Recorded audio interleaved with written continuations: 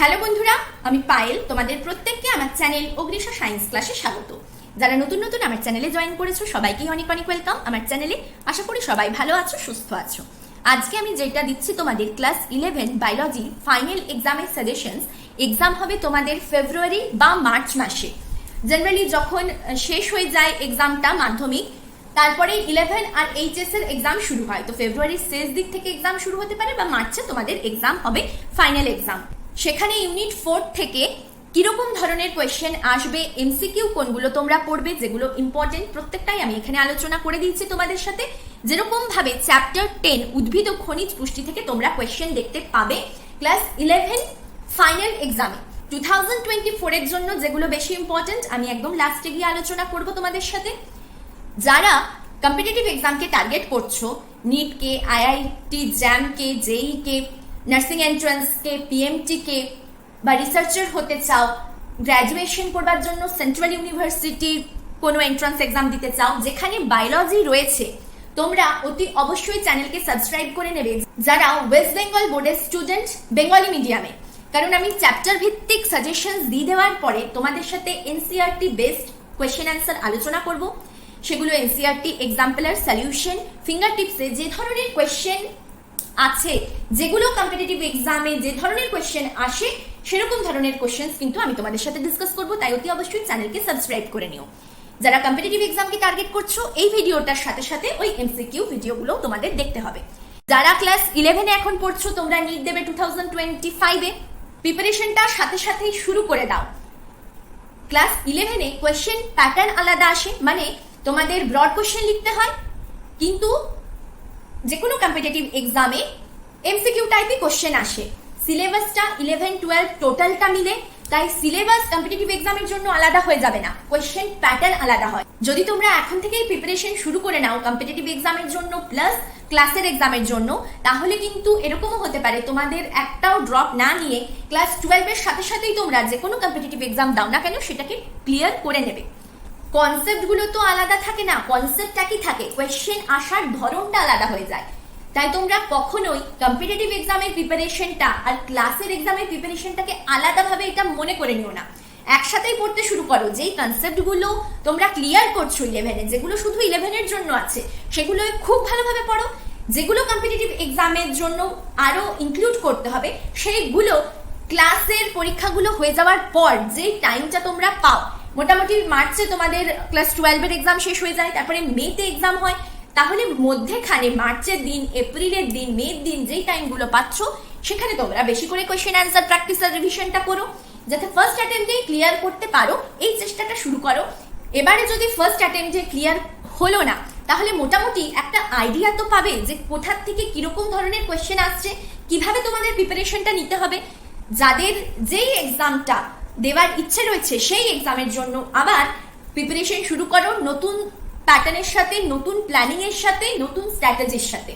কি ভুল করেছো, কোন জিনিসগুলো ঠিক করতে হবে, সেগুলোকে রেখে, মাথায় রেখে তোমরা তারপরে আবার তাহলে প্রিপারেশন শুরু করবে।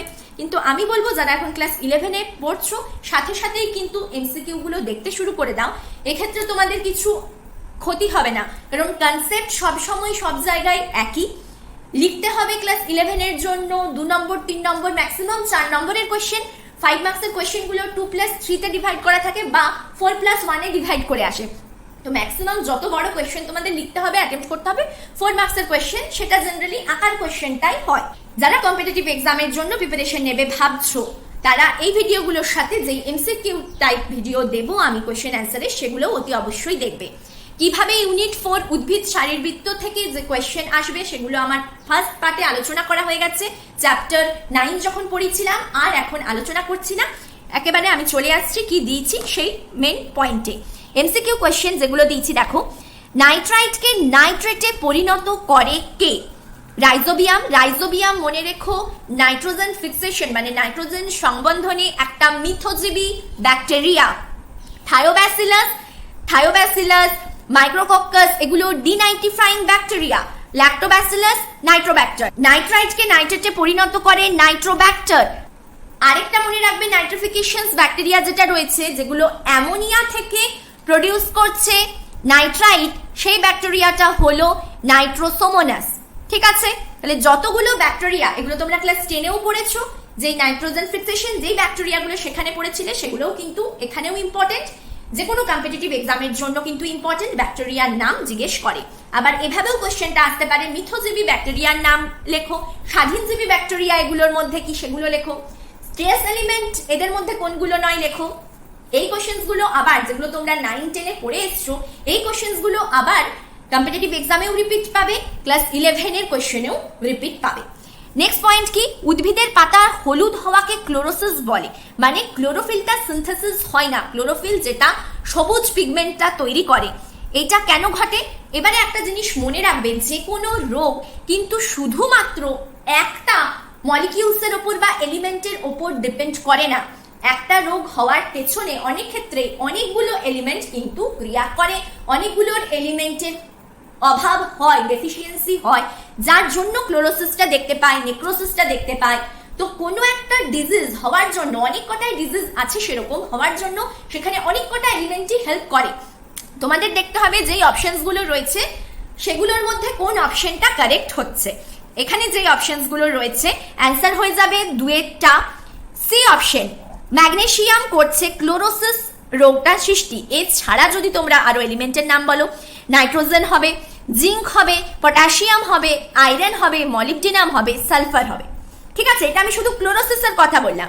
এবার যদি তোমরা আন্তঃশিরা ক্লোরোসিসের কথা বলো, সেখানে আবার মৌলগুলো আলাদা হয়ে যাবে, ম্যাগনেসিয়াম হবে, পটাশিয়াম হবে, এফি হবে, জেডেন হবে, এইগুলো হয়ে যাবে। তাহলে ক্লোরোসিস আর আন্তঃশিরা ক্লোরোসিস এগুলোর মধ্যেও কিন্তু অভাবজনিত মৌলগুলো আলাদা আলাদা। এই প্রত্যেকটা পয়েন্ট, যতগুলো পয়েন্ট বলছি, প্রত্যেকটা পয়েন্ট থেকে কিন্তু কম্পিটিটিভ এক্সাম প্লাস ক্লাস 11-এর ফাইনালে কোয়েশ্চেন আসার সম্ভাবনা রয়েছে। কম্পিটিটিভ এক্সামে তো রয়েছে, এখানে অনেক কিছু জিনিস আমি ইনক্লুড করিনি যেগুলো কিন্তু কম্পিটিটিভ এক্সামে জিজ্ঞেস করে, যেমনি উদ্ভিদ যে শোষণ করছে বিভিন্ন আয়নগুলো, সেগুলো বা বিভিন্ন মৌলগুলো, সেগুলো কোন ফর্মে শোষণ করে। যেমন খুব নেসেসারি একটা এলিমেন্ট হচ্ছে উদ্ভিদ দেহে কার্বন, হাইড্রোজেন, অক্সিজেন, নাইট্রোজেন, এগুলো তো ভীষণ নেসেসারি, অধিক মাত্রায় থাকে, ম্যাক্রো এলিমেন্ট। তো এই জিনিসগুলো তো আর কার্বন মৌল, হাইড্রোজেন মৌল হিসেবে পাবো না। কার্বনটা আসছে কার্বন ডাইঅক্সাইড থেকে, হাইড্রোজেনটা আসছে জল থেকে, অক্সিজেনটাও আসছে জল থেকে। তাহলে শোষণ করছে কি জল, সেখান থেকে আমরা হাইড্রোজেন আর অক্সিজেন পাবো। শোষণ করছে উদ্ভিদ কার্বন ডাইঅক্সাইড, সেখান থেকে আমরা পাচ্ছি কার্বনটা। নাইট্রোজেনটা পাচ্ছি অ্যামোনিয়াম আয়ন থেকে, নাইট্রেট আয়ন থেকে, কখনো কখনো NH2 মাইনাস আয়ন থেকে। এইরকম আয়ন হিসেবে শোষণ করে উদ্ভিদ, নিয়ে পরে আমরা মৌলগুলো পাই। তো কোন আয়ন আমরা কোন যৌগ থেকে পাবো, বা কোনো একটা মৌল যে পাচ্ছি সেগুলো কোন যৌগ থেকে আসছে, এগুলো কিন্তু খুব ইম্পর্টেন্ট, কম্পিটিটিভ এক্সামের জন্য ভীষণ জিজ্ঞেস করে। যেমনি বোরন কিন্তু এমনি শুধু বোরন শোষণ করতে পারবে না, কোন ফর্মে শোষণ করবে, ফসফরাস শুধু ফসফরাস হিসেবে শোষণ হবে না, কি ফর্মে শোষণ হবে, এই জিনিসগুলো তোমরা কম্পিটিটিভ এক্সামে কোশ্চেন পাবে। আমি এখানে ইনক্লুড করিনি, এমসিকিউ কোশ্চেন্স গুলো যখন করাবো সেখানে আমি তোমাদের বলে দেবো যেগুলো ইম্পর্টেন্ট। নেক্সট পয়েন্ট কি, এগুলো ক্লাস 11 প্লাস কম্পিটিটিভ এক্সামের জন্য যারা প্রিপারেশন নিচ্ছ সবাই দেখবে। নেক্সট হচ্ছে নিম্নলিখিত কোনটি উদ্ভিদের স্বল্পমাত্রিক মৌল নয়। ক্লাস 9-10 থেকে অনেকবার এগুলো এলিমেন্টগুলো পড়েছো। স্বল্পমাত্রিক মৌল নয় মানে অধিক মাত্রায় পাওয়া যায়, ম্যাক্রোমলিকিউলের এক্সাম্পল জানতে চেয়েছে। স্বল্পমাত্রিক হলো বোরন, কপার, জিঙ্ক, প্রত্যেকটাই স্বল্পমাত্রিক। তাহলে কোনটা নয়, অ্যান্সার হয়ে যাবে ক্রোমিয়াম। হাইড্রোপনিক্স পদ্ধতিতে ব্যবহৃত হয়। যদি 2023-তে না এসেছে তাহলে 2024-এ আসার চান্স কিন্তু হাইড্রোপনিক্স খুব বেশি। কি কি দেখো, আর যদি চলে এসছে, আমার মনে হয় চলে এসছে, যদি চলে এসছে তাহলে আসবে না ক্লাস 11-এর জন্য, কিন্তু কম্পিটিটিভ এক্সামের জন্য ইম্পর্টেন্ট। এটা হলো একটা পদ্ধতি যেখানে আমি ডাইরেক্ট অ্যান্সারটাই আলোচনা করে দিচ্ছি। বৃদ্ধি সহায়ক সুষম পুষ্টি উপাদান সমৃদ্ধ দ্রবণে রাখা হয় উদ্ভিদকে, কোনো মাটি থাকে না, আমরা নিউট্রিশনস দিই, নিয়ে পরে উদ্ভিদটাকে কালচার করি, তাকেই বলা হয় হাইড্রোপনিক্স। নেক্সট, উদ্ভিদ কিরূপ জিঙ্ক ব্যবহার করে।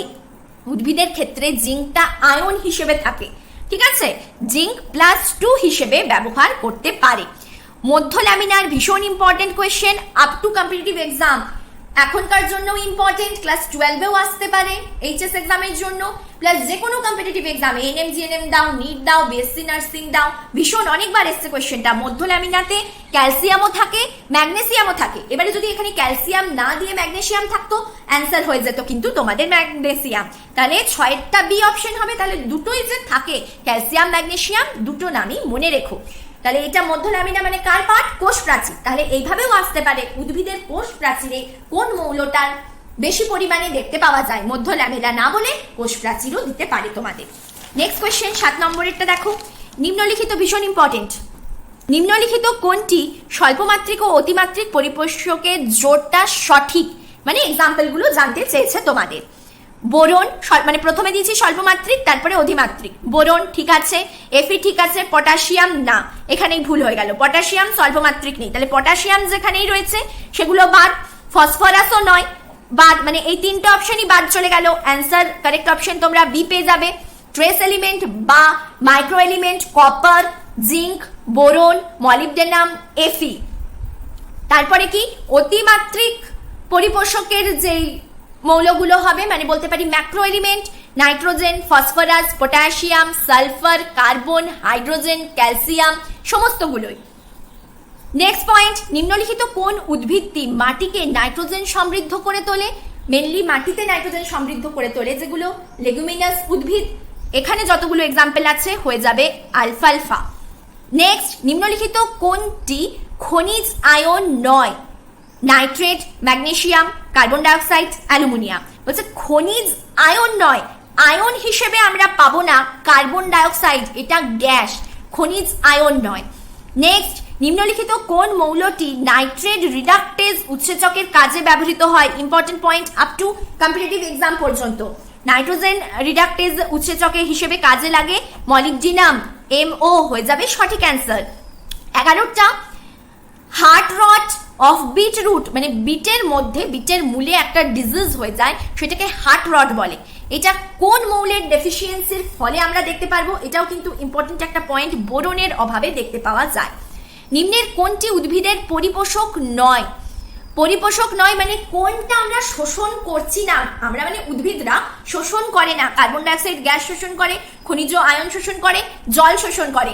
নাইট্রোজেন গ্যাস মুক্ত অবস্থায় থাকলেও উদ্ভিদরা কিন্তু সরাসরি শোষণ করতে পারে না, লবণ হিসেবে নেয়, অ্যামোনিয়াম আয়ন হিসেবে নেয়, বা NH2 মাইনাস আয়ন হিসেবে কখনো কখনো, এটা রেয়ার কেসে নেয়। তাহলে নাইট্রোজেন গ্যাসটা শোষণ করতে পারে না, অপশন হয়ে যাবে ডি এরটা।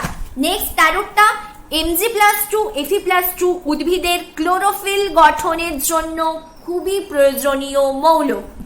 ইম্পর্টেন্ট কোয়েশ্চেন, কোন মৌলের কাজ কি? কোন মৌলের অভাবে কি অভাবজনিত রোগ হয়? এই চ্যাপ্টারটার থেকে এই ধরনের কোয়েশ্চেনই আসবে, কারণ চ্যাপ্টারটার নামই হচ্ছে খনিজ আর পুষ্টি।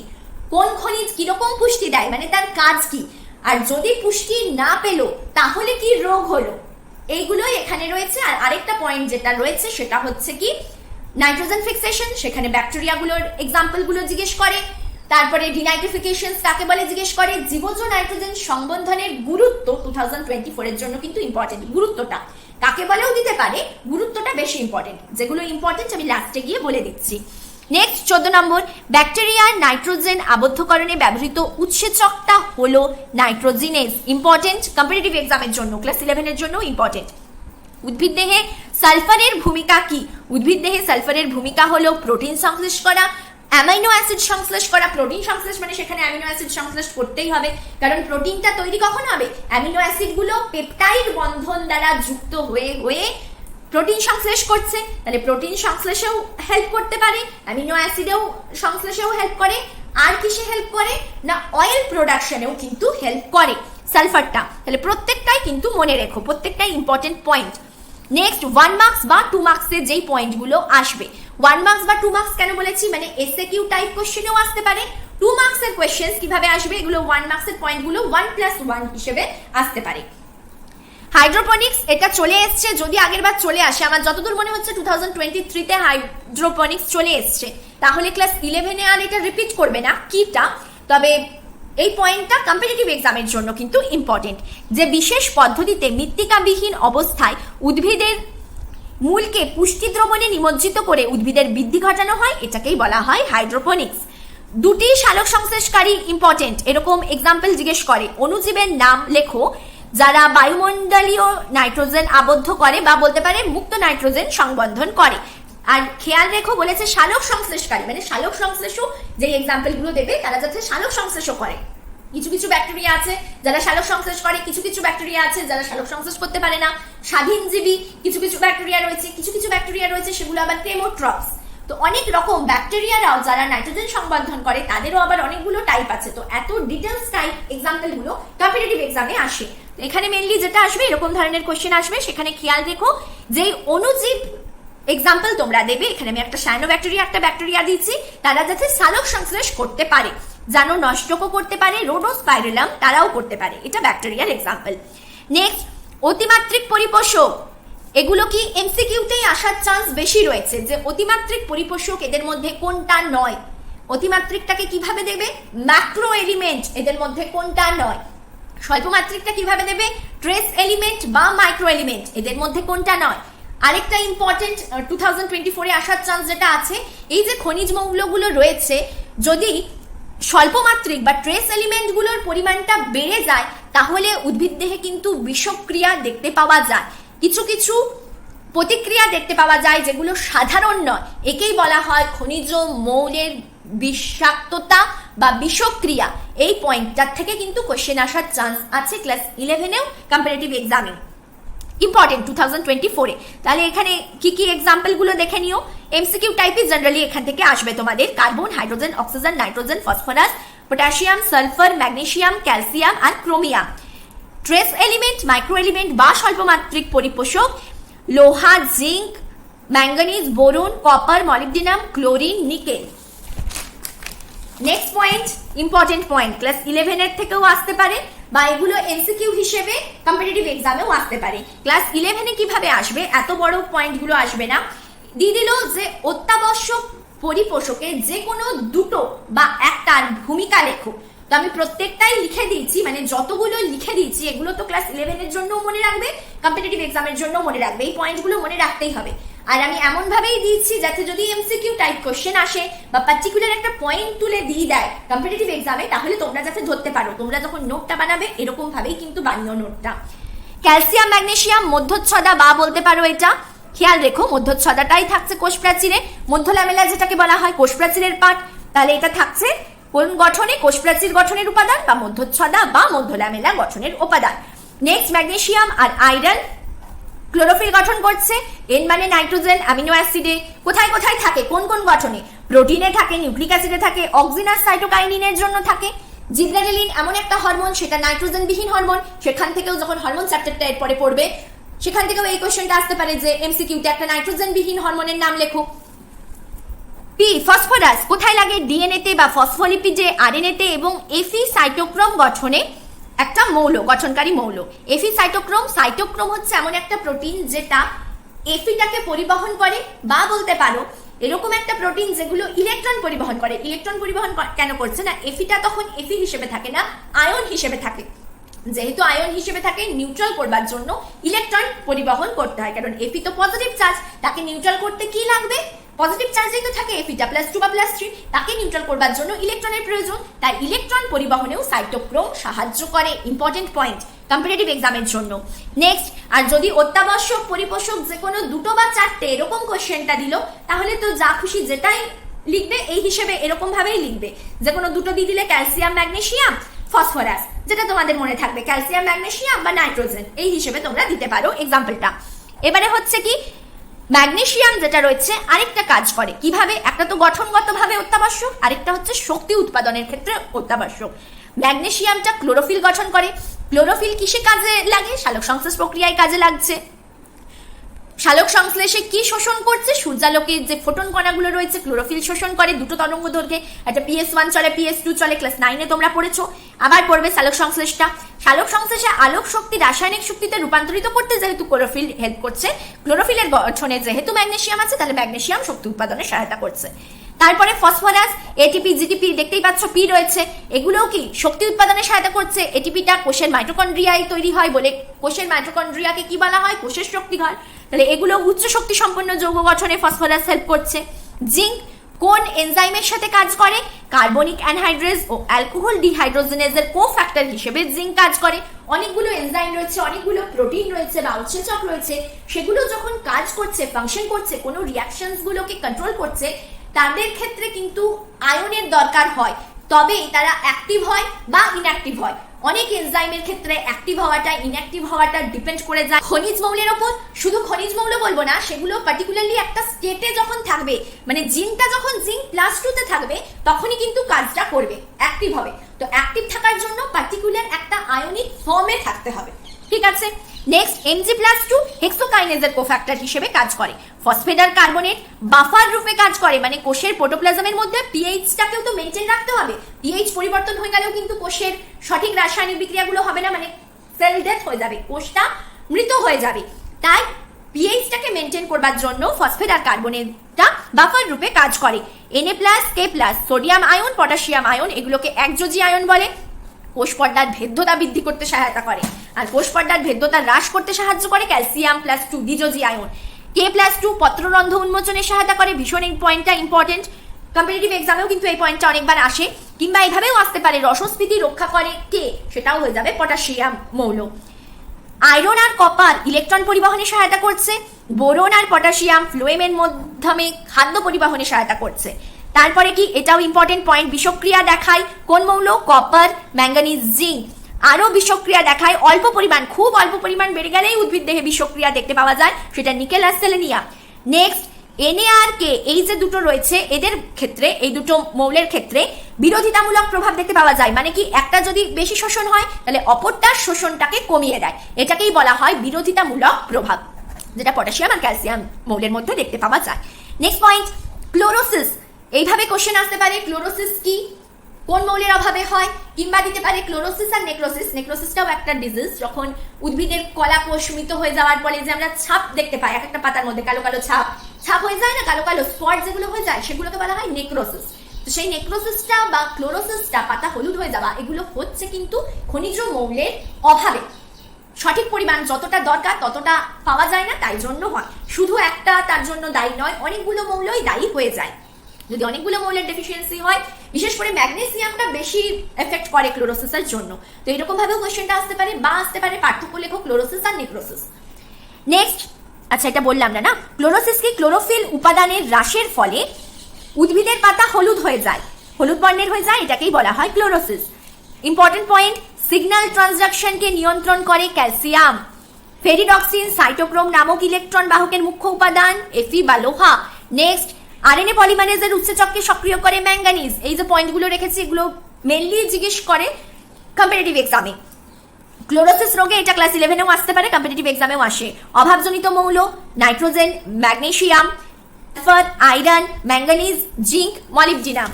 নেক্সট, নেক্রোসিস রোগে অভাবজনিত মৌল ক্যালসিয়াম, ম্যাগনেসিয়াম, কপার, পটাশিয়াম।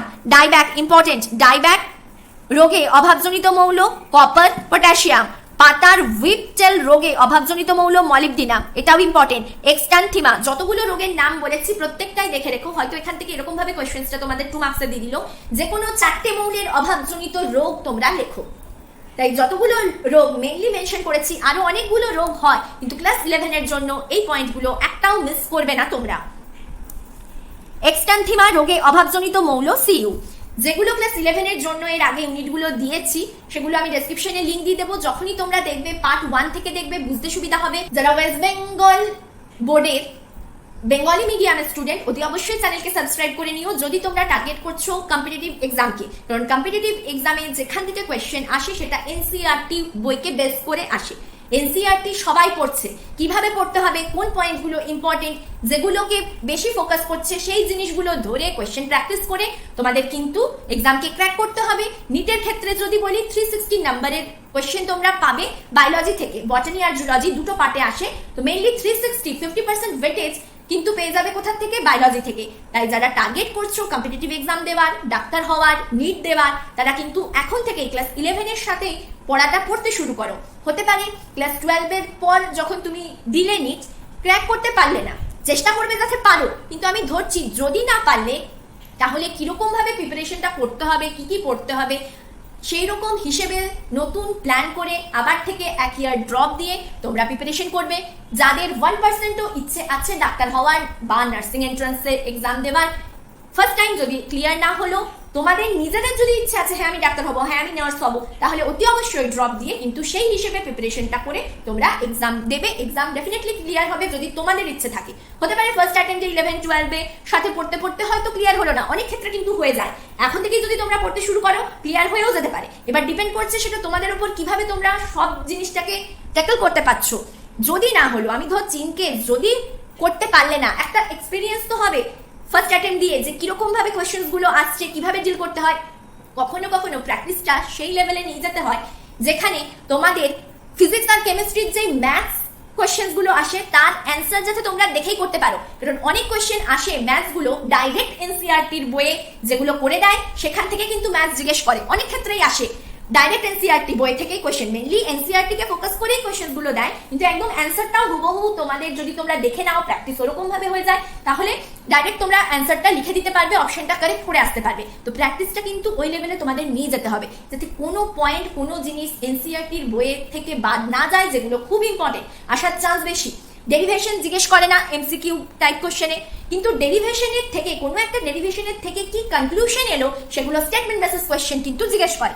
তাই পড়ার টেকনিকটাকে তোমাদের ঠিক করতে হবে, বুঝতে হবে কোনগুলো ইম্পর্টেন্ট নয় কম্পিটিটিভ এক্সামের জন্য।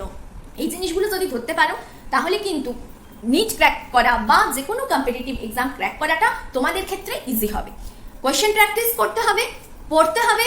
অনেক সময় অনেক ম্যাথস দিয়ে দেয়, সেগুলো করতে টাইম লাগে। এবার যদি তোমাদের ম্যাথস করতে করতে, প্র্যাকটিস করতে করতে এনসিইআরটির ম্যাথসগুলো পুরো অ্যান্সারও মুখস্থ হয়ে যায়, এরকম ভাবে তোমরা প্র্যাকটিস করো, আর সেই কোশ্চেনটাই যদি এক্সামে এলো তাহলে সেটা করবার জন্য তোমাদের টাইম লাগবে না। কিন্তু যদি সেটা তোমরা না করো, হলে বসে এক্সামের দিন যদি ওই টাইমে ম্যাথস সলভ করতে শুরু করো, তাহলে কি হয়ে যাবে, তাহলে হয়তো তোমরা ম্যাথসটা করতে পারবে, সলিউশনটা বার করতে পারবে, কিন্তু কি ওই 4 নম্বরের জন্য হতে পারে বাকি যে কোশ্চেন্স গুলো আছে সেগুলো সঠিকভাবে তোমরা টাইম দিতে পারলে না, টাইম ম্যানেজমেন্ট করতে পারলে না, তাই করতে পারলে না। তো এই প্রবলেমগুলো ফার্স্ট অ্যাটেম্পটে হয়। তো এগুলো বুঝে যদি তোমরা প্রিপারেশনটা প্রথম থেকেই শুরু করো, ফার্স্ট বারেই ক্র্যাক করা কিন্তু যায়। আর 11-এর সাথেই তোমাদের শুরু করে দিতে হবে কম্পিটিটিভ এক্সামের প্রিপারেশন। এবার যারা কম্পিটিটিভ এক্সামের জন্য প্রিপারেশন নিচ্ছ, যারা সরকারি চাকরি, ওটাও একটা কম্পিটিটিভ এক্সামই হচ্ছে, কিন্তু যারা সরকারি চাকরির জন্য মেনলি আমি বলছি প্রিপারেশন করবে ক্লাস 12-এর পর, তাদের প্রিপারেশনটা আবার অন্যরকম হয়ে যাবে।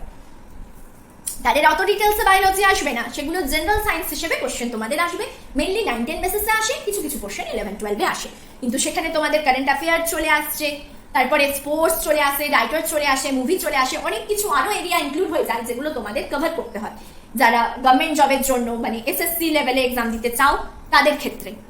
তাই যেই এক্সামটাকে টার্গেট করছো, তোমাদের যেটা ইচ্ছে আছে কম্পিটিটিভ এক্সামে, এবারে যারা টার্গেট করছো যে এসএসসি, পিএসসি, ইউপিএসসি, তোমরা যারা টার্গেট করছো, তোমাদের আর এমসিকিউ গুলো দেখার কোনো দরকার নেই, কারণ অত ডিটেলসে তোমাদের ওই এক্সাম গুলোতে আসবে না। জেনারেল সায়েন্স হিসেবে সেখানে কোয়েশ্চেন আসবে, biology, life science, physical science, chemistry একসাথে, সেটা জেনারেল সায়েন্স হয়ে যাবে।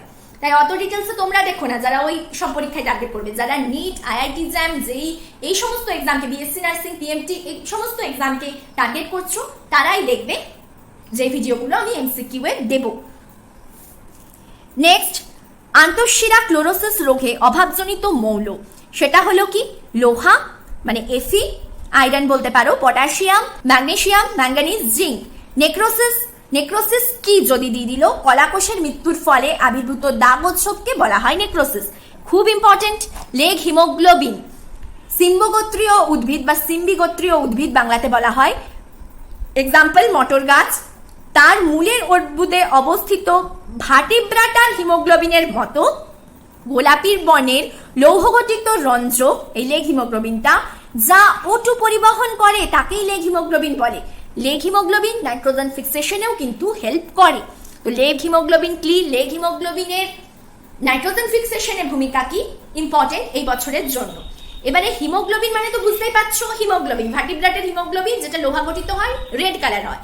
সেরকমই যেহেতু লেগুমিনাস উদ্ভিদ, সিম্বি জাতীয় উদ্ভিদ বা সিংহ জাতীয় উদ্ভিদকে কি বলা হয়, লেগুমিনাস উদ্ভিদ, তাদের যেহেতু ওরকম গোলাপি রঞ্জক দেখতে পাওয়া যায়, একই রকমের একই টাইপ কাজ করে, অক্সিজেনই পরিবহন করে, তাই জন্য উদ্ভিদের ক্ষেত্রে ওই পদার্থটা, ওই রঞ্জকটার নাম দিয়ে দেওয়া হয়েছে leghaemoglobin. Next point, azolla important, competitive এক্সামের জন্য ইম্পর্টেন্ট। অ্যাজোলা কার সাথে মিথজীবীয় সম্পর্ক গড়ে তোলে? অ্যানাবিনার সাথে। নেক্সট, মিথজীবী N2 সংবন্ধনের জন্য দায়ী একটা ব্যাকটেরিয়া, রাইজোবিয়াম। ডিনাইট্রিফিকেশন যদি ডেফিনেশন চাই কি লিখবে? যে প্রক্রিয়ায় জীবাণুর ক্রিয়ার ফলে নাইট্রোজেন বিশ্লিষ্ট হয়ে নাইট্রোজেন গ্যাস রূপে বায়ুমণ্ডলে যুক্ত হয় তাকেই আমরা ডিনাইট্রিফিকেশন বলবো। এটাও ইম্পর্টেন্ট। ডিনাইট্রিফিকেশন ব্যাকটেরিয়া নাম যদি বলে দায়ী থায়োব্যাসিলাস মাইক্রোকক্কাস। নিভ জিন, মেনলি নিভ জিনটা ইম্পর্টেন্ট কম্পিটিটিভ এক্সামের জন্য, বেশি ইম্পর্টেন্ট। নাইট্রোজেনেজ উৎসেচকটি গঠনে ও একে সক্রিয় করার জন্য রাইজোবিয়াম ব্যাকটেরিয়াতে যে জিনগুলো ক্রিয়াশীল তাকে সব জিনগুলোকে একত্রে নিফ জিন বলা হয়। লেখা হয় কিভাবে? যদি উদাহরণ বলে NIF স্মল a, নিফ এ হয়, নিফ বি, নিফ সি, নিফ ডি, নিফ এইচ, নিফ কে। এবারে যদি দিল তোমাদের কম্পিটিটিভ এক্সামের জন্য ইম্পর্টেন্ট, নিফ বি এবং নিফ এইচ এর কাজ কি? নিফ বিটা মলিবডিনাম ফেরিক প্রোটিন সংশ্লেষ করে আর নিফ এইচ ডাইনাইট্রোজেনেজ রিডাকটেজ সংশ্লেষ করে। প্রত্যেকটার কাজই ইম্পর্টেন্ট, বাট বেশি যেগুলো আসে এই দুটোর থেকেই বেশি কোশ্চেন আসে। নেক্সট, অমিথজীবী বা স্বাধীনজীবী অণুজীবের উদাহরণ যারা নাইট্রোজেন সংবন্ধন করে, নস্ট্রোক, অ্যানাবিনা, অ্যাজোব্যাক্টার, ক্লস্ট্রিডিয়াম, রোজোস্পাইরুলাম। এদের মধ্যে যে কোনো দুটো নাম তোমাদের জিজ্ঞেস করতে পারে। তারপরে নাইট্রিফিকেশনে সহায়তাকারী ব্যাকটেরিয়া, এই যে নাম দুটো আমি আগেই দেখিয়ে দিয়েছি। নাইট্রোসোমোনাস, যেটা মেন কাজ হচ্ছে অ্যামোনিয়াকে নাইট্রাইটে পরিণত করে, আর নাইট্রাইটকে নাইট্রেটে করে nitrobacter. Next, balancing element, calcium, magnesium আর পটাশিয়াম, এই মৌলগুলো Mn মানে ম্যাঙ্গানিজ, নিকেল, জিঙ্ক, কপার ও পিবি বিষক্রিয়াকে প্রতিহত করে বলে এদের ব্যালেন্সিং এলিমেন্ট বলে। মানে এদের যে এগুলো সব ট্রেস এলিমেন্ট, এই ট্রেস এলিমেন্টগুলোর যে বিষক্রিয়া অত্যধিক বেড়ে গেলে যে বিষক্রিয়া হয় তাদের প্রতিরোধ করছে, সেই কাজটাকে ক্যালসিয়াম, ম্যাগনেসিয়াম, পটাশিয়াম বলে এদেরকে আমরা ব্যালেন্সিং এলিমেন্ট বলবো। নেক্সট পয়েন্ট, খনিজ পদার্থের বিষাক্ততা। ম্যাক্রো এলিমেন্টগুলো সচরাচর অধিক পরিমাণে গৃহীত হলেও উদ্ভিদ দেহে বিষাক্ততা প্রদর্শন করে না, কিন্তু মাইক্রো এলিমেন্টগুলো যদি বেশি শোষণ হয়ে যায় তাহলে দেখতে পাওয়া যায়। একেই বলা হয় খনিজ পদার্থের বিষাক্ততা। এবারে 2 মার্কসের 3 মার্কসের কি ধরনের কোশ্চেন আসবে দেখো। ক্লোরোসিস আর নেক্রোসিসের পার্থক্য। অত্যাবশ্যক পরিপোষককে উদ্ভিদ দেহের 4টি ভূমিকা কি? অনেকগুলো ভূমিকা আমি বলে দিয়েছি, সেগুলো লিখবে, সেখান থেকে 4টে। লেগ হিমোগ্লোবিন কি? N2 সংবন্ধনে লেগ হিমোগ্লোবিনের ইম্পর্টেন্ট এই বছরের জন্য। লেগ হিমোগ্লোবিনের ভূমিকা কি? হাইড্রোপনিক্স কি? এর দুটো সুবিধা উল্লেখ করো, 1+2। উদ্ভিদ দেহে খনিজ পদার্থের, এটাও ইম্পর্টেন্ট এই বছরের জন্য। বিষাক্ততার একটা উদাহরণ দাও। হাইড্রোপনিক্সের দুটো অসুবিধা উল্লেখ করো। তো মেনলি এই বিষক্রিয়তাটা বেশি ইম্পর্টেন্ট। এরকম কোশ্চেনও কিন্তু এই বছর আসার চান্স খুব বেশি, মানে 2024-এ। কি না, উদ্ভিদের পুষ্টিতে বোরন আর মলিবডিনামের গুরুত্ব কি? বা দিল উদ্ভিদ পুষ্টিতে পটাশিয়াম, ক্যালসিয়ামের কি কি ভূমিকা রয়েছে? বা দিয়ে দিল উদ্ভিদ পুষ্টিতে জিঙ্ক আর সালফারের কি কি গুরুত্ব রয়েছে? প্রত্যেকটা খনিজ মৌলের যে কাজটা, গুরুত্বপূর্ণ কাজ যেগুলো, সেগুলো একটু দেখবে, আর অভাবজনিত রোগগুলো দেখবে। তো মেন পয়েন্টগুলো আমি ইনক্লুড করেই দিচ্ছি, সেগুলো তোমাদের লিখতে হবে, মানে যেটা কাজ হবে সেগুলোই ভূমিকা আর রোল হিসেবে লিখতে হবে। উদ্ভিদ পুষ্টিতে কপার ও ম্যাগনেসিয়ামের ভূমিকা কি কি? জীবজ নাইট্রোজেন সংবন্ধন বলতে কি বোঝো? জীবজ নাইট্রোজেন সংবন্ধনের গুরুত্বটা লেখো 2 মার্কসের। কিংবা এই পয়েন্টটাও ইম্পর্টেন্ট, আমি দিয়েছি এরকম, এগুলো 1 মার্কসেও আসতে পারে। ম্যাক্রো পরিপোষক, মাইক্রো পরিপোষক, উপযোগী পরিপোষক, বিষাক্ত মৌল, ব্যালেন্সিং মৌল, ফাংশনাল মৌল সম্পর্কে উদাহরণ সহ লেখো, মানে জাস্ট একটা উদাহরণ দেবে আর কি করে, কিভাবে কাজ করে সেটা লিখতে হবে। উদ্ভিদ দেহে যে কোনো 6 প্রকার মৌলের অভাবজনিত ফলগুলো, মানে রোগ কি হয়ে যায় সেটা উল্লেখ করো। 14টা কোয়েশ্চেন দিচ্ছি, 2 মার্কসের 3 মার্কসের। কিভাবে এই ইউনিটটার থেকে কোয়েশ্চেন আসবে সবকিছু আমার চ্যাপ্টার 9-এ আলোচনা করা হয়ে গেছে। তোমরা যখনই যে ইউনিটটা ফলো করবে পার্ট 1 থেকে দেখবে, তবে তোমাদের বুঝতে সুবিধা হবে। এটা আমার একদম ক্লাস 11-এর জন্য ফাইনাল এক্সামের সাজেশন, সাথে সাথে যেগুলো কম্পিটিটিভ এক্সামের জন্য ইম্পর্টেন্ট পয়েন্ট আমি সেগুলো এখানে ইনক্লুড করেছি। যারা কম্পিটিটিভ এক্সামকে টার্গেট করছো অতি অবশ্যই চ্যানেলকে সাবস্ক্রাইব করে নিও। যারা আছো আমার চ্যানেলে, তোমরা বন্ধুদের সাথে ভিডিও শেয়ার করো, তাহলে তারাও আমার চ্যানেলে জয়েন করতে পারে। তাহলে আজকে এখানেই আমি ভিডিও শেষ করছি। যেই সাজেশনস গুলো দিচ্ছি ক্লাস 11-এর জন্য, যতগুলো ভিডিও দিচ্ছি, কোথাও কোনো প্রবলেম যদি হয়, কোনো পয়েন্ট যদি বুঝতে না পারো, কোনো কোয়েশ্চেনের অ্যান্সার যদি লিখতে না পারো, অবশ্যই কমেন্টে জিজ্ঞেস করে নিও। ভালোভাবে পড়ো। Thank you for watching.